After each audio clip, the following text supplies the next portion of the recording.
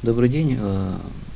Смотрите, у нас с начала отопительного сезона в городе Канаш в Госинспекцию Чувашии начали поступать многочисленные обращения граждан, и как и письменно, так и по горячей линии по телефону, так и по соцсетям, это в Однокласснике, ВКонтакте и Телеграме.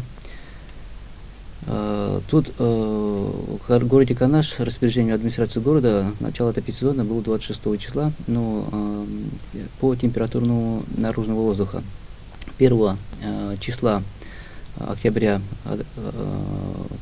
отопительный сезон начался в многоквартирных домах, то есть начали давать отопление, но получилось так, что из всех на сегодняшний день обращений граждан и по горячей линии, по горячей линии конкретно на телефон, в адрес Госинспекции поступило по республике на 123 обращения. Из них почти 24% это город Канаш. Что значит? Вот мы, проанализировав, конечно, Госинспекция Чувашии единовременно не может выехать по каждому обращению, потому что город Канаш, все-таки она не близко, находится город Чебоксаром. Поэтому мы выезжаем. Дело в том, что мы попросили управляющую компанию, чтобы составили акт на вводе дом, температуру трубопровода, отопления.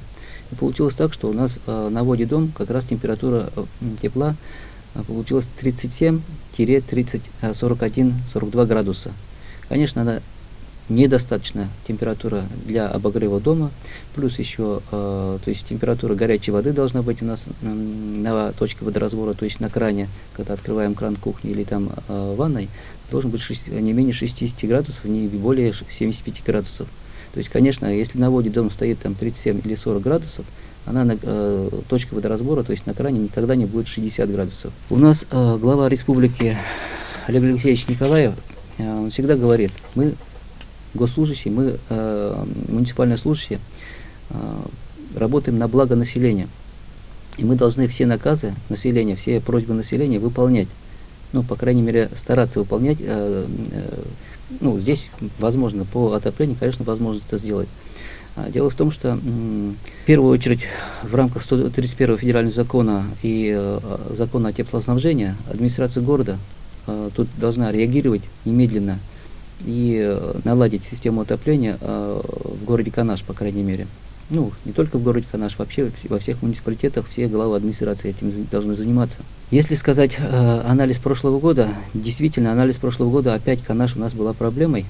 Были такие же обращения граждан, поступали в адрес Госинспекции, в адрес прокуратуры республики, в адрес и прокуратуры города Канаш по конкретной системе отопления и горячего водоснабжения. Анализ показал, что на вводе дом действительно не соответствует температура для того, чтобы обогреть квартиру конечного потребителя, и точка водоразбора горячая вода не соответствовала. Возбуждались административные дела в отношении ресурсоснабжающей организации. Но ресурсоснабжающая организация, как понятно, они не согласны всегда. Они говорят, что у нас температурный график должна выходить из котельной, а в доме что происходит, им вообще не интересно, я так понимаю.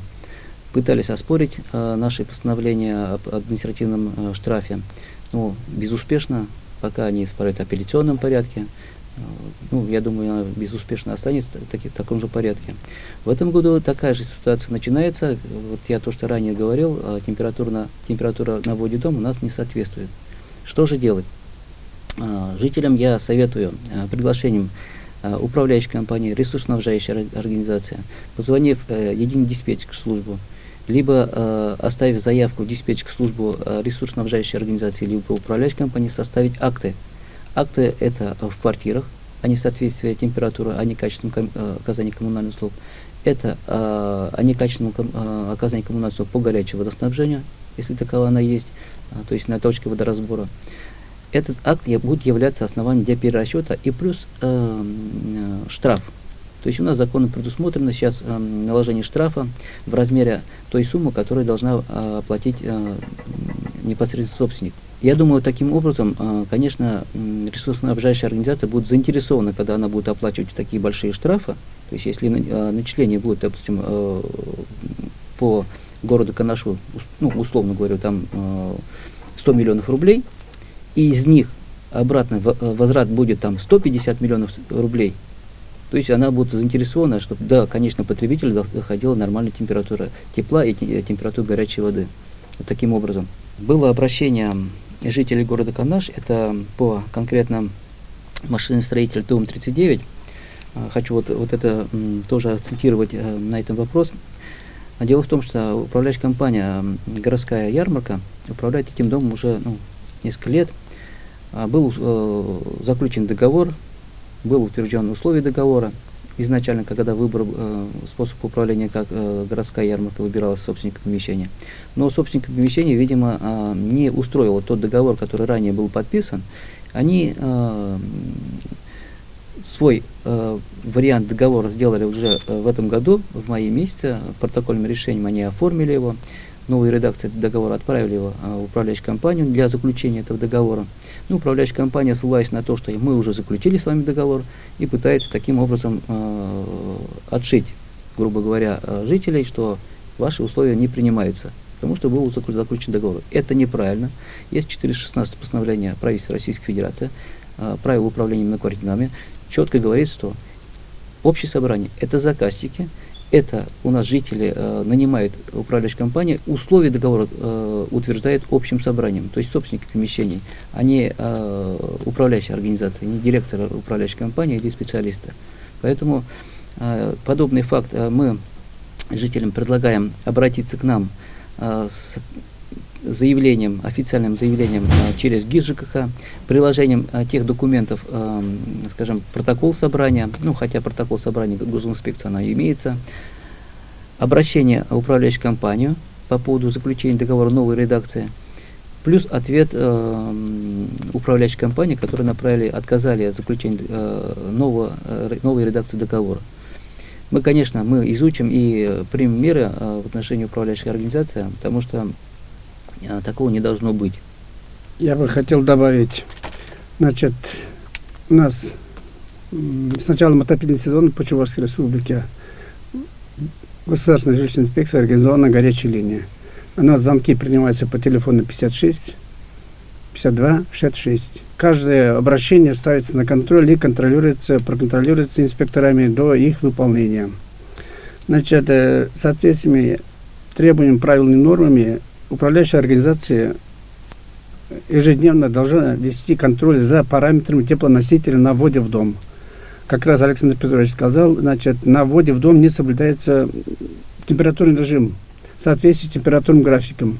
Управляющая компания при этом должна вести исково-претензионную работу с ресурсоснабжающей организацией непосредственно при выявлении таких факторов.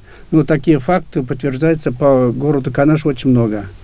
Поэтому управляющие компании должны непосредственно работать с ресурсоснабжающей организацией по этим вопросам.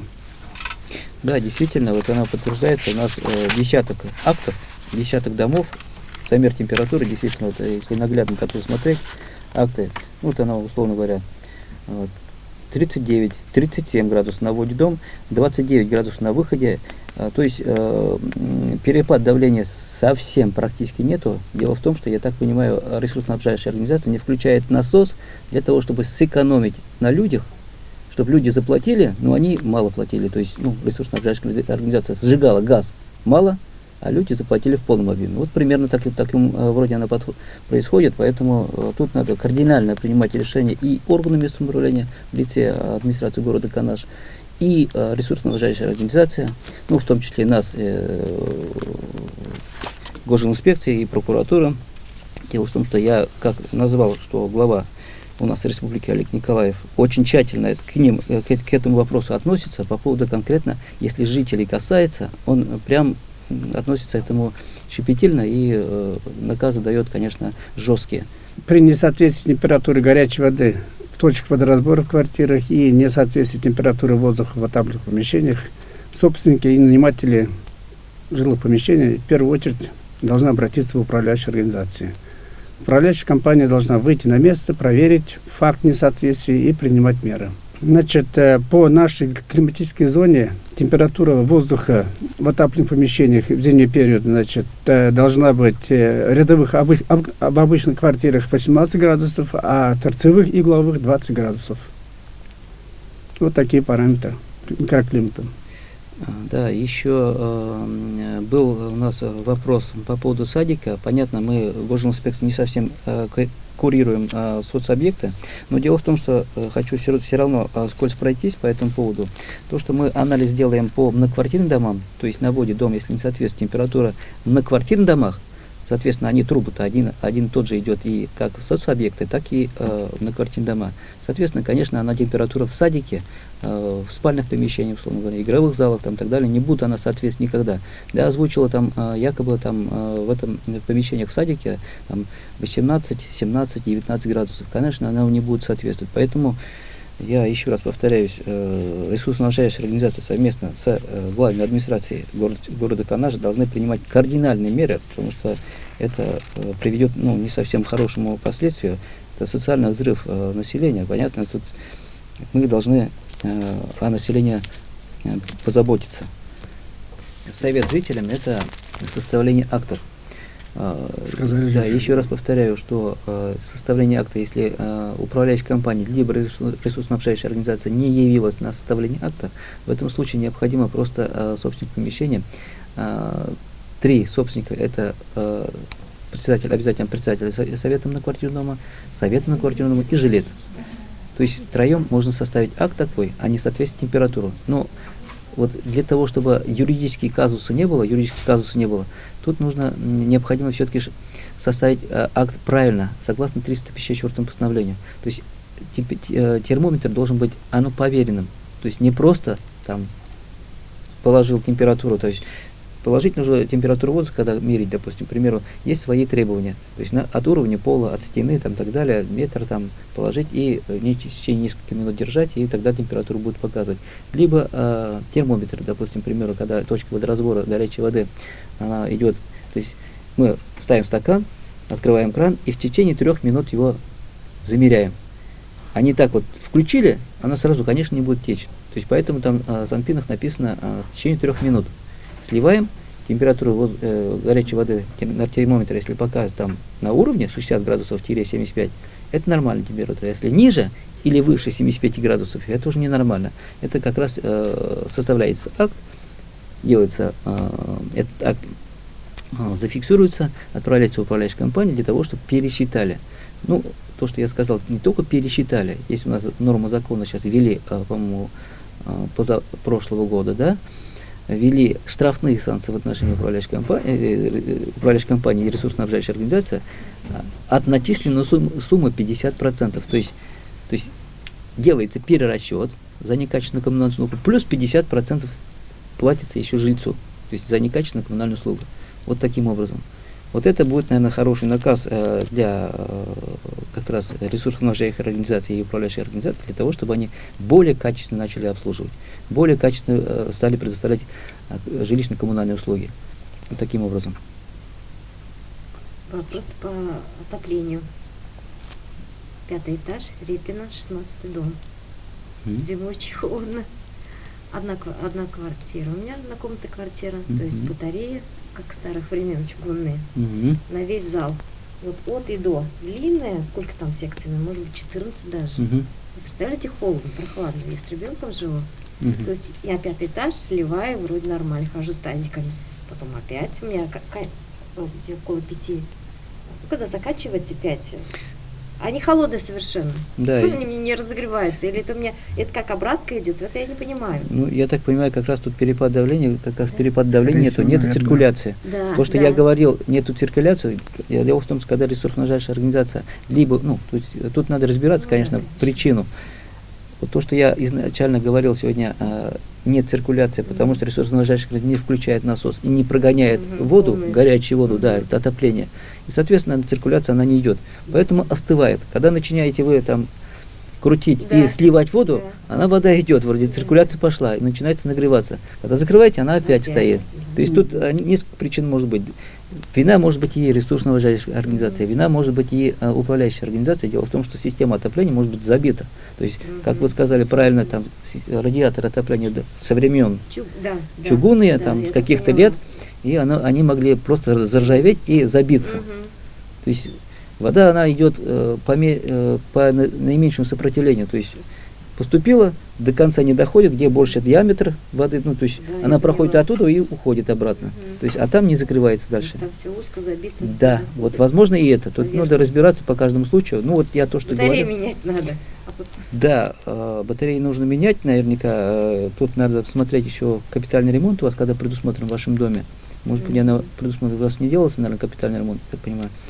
Ну, возможно, и на следующий год она запланирована. Надо программу просто в фонд капремонта зайти, ваш свой адрес забить, Мгм. и там перечень видов работы выходит, в каком году запланировано. Мгм. Если у вас требуется уже капитальный ремонт, необходима система отопления там, или другие виды работ, вы можете на общем собрании принять решение о переносе в более ранний срок, и вас включит уже, межведомственная комиссия включит уже на краткосрочный план, и То есть вы- это вы- не вы- за счет меня будет. за счет фонда капитального ремонта, за счет как мы капитального отчисляем ремонта, который вы платите. Мгм. То есть тот, который на спецсчет идет, ну то есть специальный Я счет. поняла, да. Специальный счет фонда капремонта, либо у вас в общем коте, либо у вас в специальном банке хранится, который держателем, условно говоря, управляющей компании, пускай или ТСЖ. Вот таким образом она делается. То есть это собрание я должна Принять. всех жильцов со всеми пройтись? Да, А сколько процентов должно быть? Сколько людей? Все? 2/3 голосов. Мгм. То есть где-то более чуть-чуть 67%. Потом Вот. идем в администрацию. Потом отдаете это протокол управляющей компании. Управляющая компания уже начинает собирать документы, Мгм. чтобы предоставлять это, все документы, необходимые документы для межведомственной комиссии для включения в краткосрочный план. То есть они обращаются, вы можете обратиться и к нам, как делать мониторинг жилищного фонда вашего дома, условно говоря. Наши инспектора выйдут, посмотрят необходимость выполнения работ. Есть ли такая необходимость? Да, то есть мы выходим, фотографируем, Мгм. пишем акт, составляем там, да, требуется там система отопления и так далее. Там. Понятно. То есть нужно зайти и посмотреть капремонт. Фонд капремонта, сайт Да, фонд да, капремонта, когда там есть учить. поисковая строка, там найди свой дом, Мгм. просто адрес забиваете, там смотрю. выходит весь перечень, который там необходимо делать, ну, запланировано делать, в каком году и так далее. К вам обращаться за помощью, за информацией, как бы. Нет, вы знаете, мы, если вы к нам можете обратиться, ну, Да, срок да. рассмотрения обращений граждан, ну, условно говоря, у нас в день поступает по 150, по 160 Ясно. обращений, ну, у нас, понятно, 30 человек работает жилинспектор, это по всей республике, мы ответ даем, конечно, ну, не сразу, не на следующий день, понятно, мы рассмотрим и дадим ответ, но если вы по капремонту, можем у нас писать, необходимо вам принять решение на общем собрании, то, Всё ну, то, понятно. что я То же рассказал, самое вы, да, мне скажите. да, По этапу, что делать? разъясняем и все. Ну да, я поняла. Да. Спасибо. Мы не включаем программу. Там перечень документов для включения программы капитального ремонта изложено полностью постановление 258 Кабинета министров Чувашской Республики. Мгм. Пункт 6. Да. Какие документы должны предоставить орган местного самоуправления? И орган местного самоуправления принимает решение о включении данного дома или данного вида работ на капремонт, на капитальный ремонт. В принципе, на сайте фонда капремонт там все есть. Там вся информация есть, вся информация размещена. Вы можете просто зайти, изучить его и все. То есть поэтому тут сейчас трудностей нет. У нас сейчас 21 век, цифровизация идет. Более того, цифровизация у нас в Чувашской республике как пилотный регион, она, то есть действительно развивается. Она один из первых, наверное, регионов, в который там вошла этот пилотный проект по всей России. То есть поэтому все хорошо.